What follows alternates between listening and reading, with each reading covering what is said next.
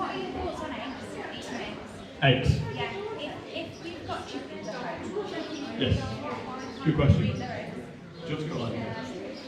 Okay. So, it's a good question. So, the experiment is, for those who didn't hear, imagine you've got chickens in your garden and they lay eggs. Can you eat those eggs? Well, in my opinion, there's kind of a scale of things that are bad. So I'd say killing and eating chickens by the millions, or cows or pigs, is worse than eating backyard eggs, I'd say.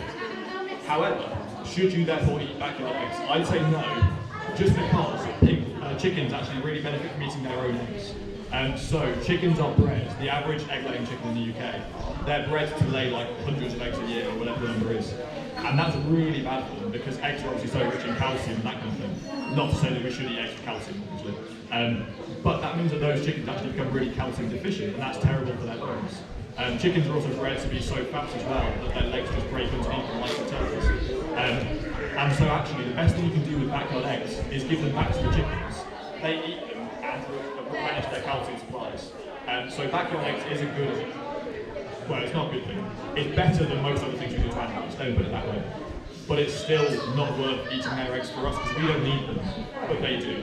And so it's similar with roadkill, for example, actually. So roadkill, is it vegan to go and eat some roadkill? We slightly we dented the pigeon on the way here. It was shocking. 2 vegans in a car. But if you find like a squirrel dead on the side of the road, can you eat it? Well, it's not causing any suffering to anybody if you do. So maybe it is vegan, maybe it's against the principle of the thing. But actually, it's better not to eat the roadkill, because 1, we don't need it.